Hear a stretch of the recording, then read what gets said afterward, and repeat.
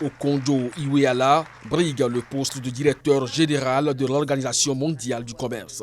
L'ancien ministre a été désigné par le président Muhammadu Buhari pour tenter de succéder à Roberto Azevedo, qui a annoncé sa démission pour le mois d'août 2020. Âgé de 65 ans, cet économiste pourrait devenir, en cas de succès, la première personnalité africaine à ce poste en 25 ans.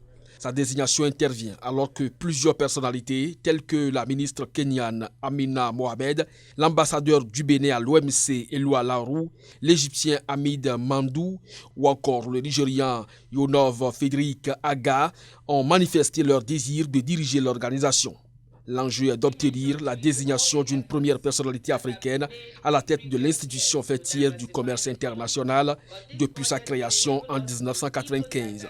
Pour de nombreux observateurs, Ngozi Okonjo-Iweala, actuellement présidente de l'Alliance mondiale pour les vaccins et vaccinations, est la candidate qui a le plus de chances d'offrir à l'Afrique la plus haute place dans les instances de prise de décision de l'OMC. Ancienne ministre des Finances du Nigeria entre 2011 et 2015, elle est connue dans son pays pour son engagement à réduire la corruption et la dette publique. Première personnalité africaine, membre du conseil d'administration de Twitter, elle fut nommée directrice générale de la Banque mondiale en 2007, puis devint en 2020 l'une des 4 personnalités membres de la Task Force de l'Union africaine contre le coronavirus. Un parcours impressionnant qui lui a valu le soutien du Muhammadu Buhari au détriment de son compatriote Yonov Frédéric Aga, actuellement directeur général adjoint de l'institution.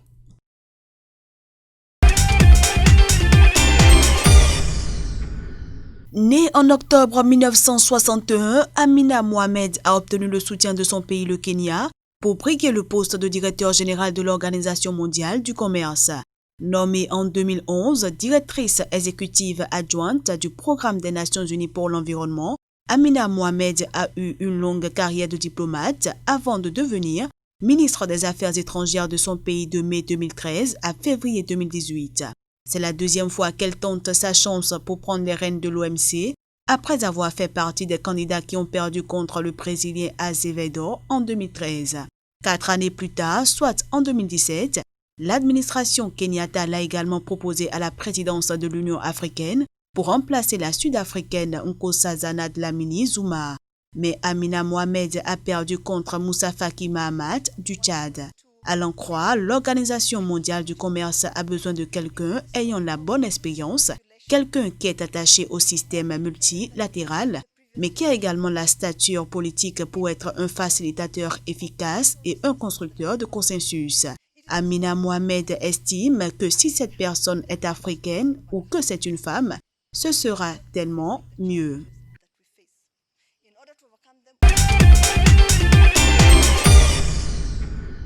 Selon les données rendues publiques par l'Association africaine des compagnies aériennes, les compagnies aériennes ont perdu 8,1 milliards de dollars en Afrique à cause de la pandémie de Covid-19.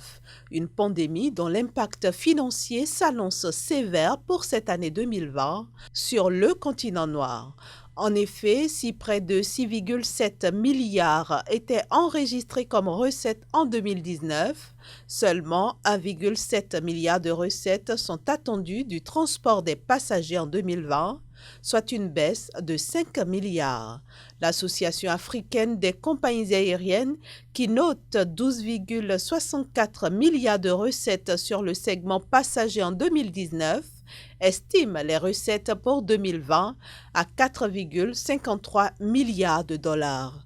Une évaluation faite sur la base du nombre de sièges disponibles retirés suite au coronavirus indique que des compagnies comme Ethiopian Airlines, par exemple, ont perdu une capacité de 3,8 milliards de sièges disponibles par kilomètre. Suivent par ordre décroissant Soft African Airways, Egyptair, Royal Air Maroc, Kenya Airways, Air Algérie, Air Mauritius et Tunisair. La capacité a baissé de 118,40% en mai en glissement annuel. Quant au revenu du trafic passager, sa réduction est évaluée à près de 14% pour le premier trimestre 2020 et plus de 90% pour le deuxième trimestre. L'Association africaine des compagnies aériennes projette une reprise progressive de l'activité sur la seconde moitié de 2020. Il s'agit d'environ 40% du trafic réalisé au troisième trimestre 2019 qui devrait être assuré durant la même période. Ce taux devrait monter à 70% pour les derniers mois de l'année 2020.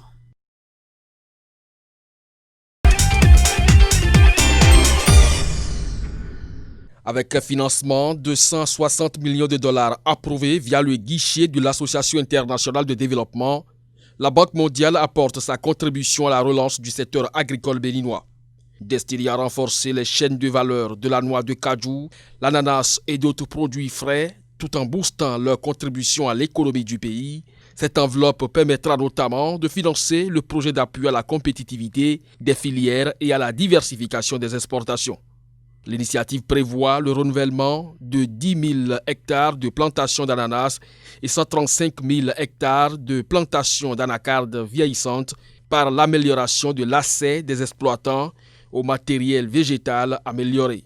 L'apport de la Banque mondiale servira également à renforcer les chaînes de valeur de produits frais comme les fruits et légumes à travers l'amélioration de l'accès au marché pour les producteurs et une réduction des pertes post-récolte.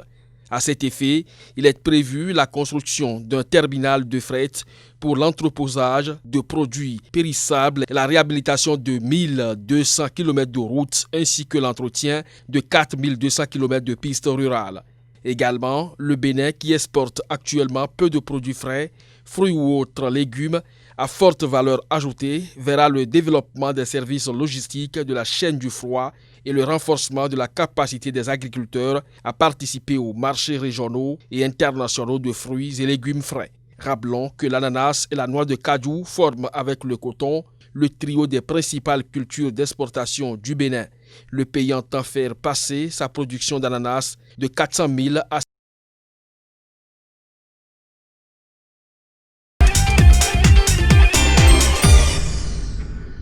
L'Éthiopie multiplie les mesures pour aider son économie à faire face aux impacts de la crise du nouveau coronavirus. Le pays a opté pour un budget additionnel de 1,4 milliard de dollars pour l'exercice fiscal 2019-2020 visant essentiellement à financer les dépenses de santé supplémentaires dues au virus. En effet, en Éthiopie, comme dans de nombreux pays africains, la crise du nouveau coronavirus représente une triple menace, d'abord sanitaire, sociale, puis économique. Depuis le début de la pandémie, plus de 1150 personnes ont été touchées dans le pays avec 11 morts et 209 guérisons. Une situation qui a exacerbé les crises sociales, faisant monter à 30 millions de personnes le nombre d'Éthiopiens ayant besoin d'une aide alimentaire en 2020. Par ailleurs, les mesures restrictives ont freiné l'activité économique. La croissance économique pour cette année est désormais attendue entre 5% et 6% contre une projection initiale d'environ 9%. Pays de l'Afrique de l'Est, l'Éthiopie s'est érigée ces dernières années en championne africaine de la croissance économique avec des taux prévus pour se situer autour de 8% au cours des prochaines années. Fortement touché par le coronavirus, le pays a annoncé au début du mois de mai des mesures historiques d'annulation d'impôts en vue d'assurer une reprise rapide de l'économie. Un peu plus tôt en mars, le Premier ministre a annoncé le report des élections générales d'août pour une date ultérieure. En attendant une sortie de crise, les nouvelles dépenses seront réalisées par des emprunts que le pays compte lever sur le marché local et international.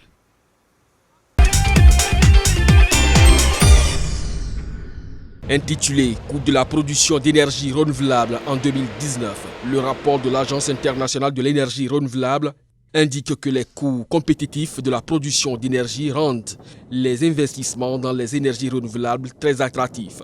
À en croire ce rapport, les énergies renouvelables sont de moins en moins chères par rapport à toute autre source de nouvelle électricité à base de combustibles fossiles.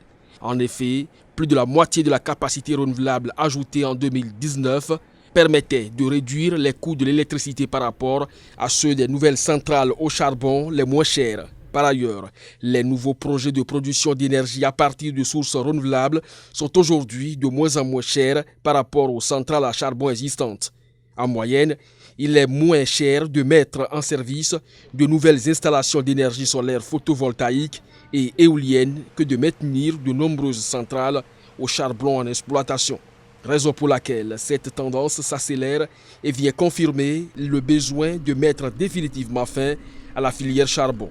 Aussi, le rapport de l'Agence internationale de l'énergie renouvelable montre-t-il que l'année prochaine, il pourrait être plus coûteux d'exploiter 1200 gigawatts de capacité existante dans des centrales à charbon que de mettre en service de nouvelles installations solaires photovoltaïques à l'échelle industrielle.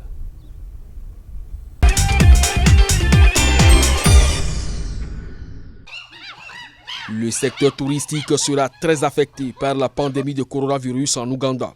Le pays s'attend à perdre chaque année 1,6 milliard de dollars de revenus touristiques en raison des conséquences induites par les mesures de restriction.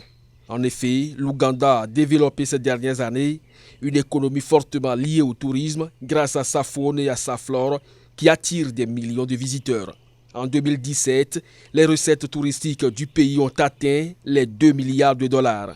Malheureusement, la suspension des transports et la fermeture des frontières devraient entraîner une diminution du flux de touristes arrivant dans le pays. À en croire le Fonds monétaire international, cela devrait faire chuter de 54% les recettes touristiques prévues pour l'année fiscale 2019-2020 et de 52% celles de l'exercice fiscal suivant.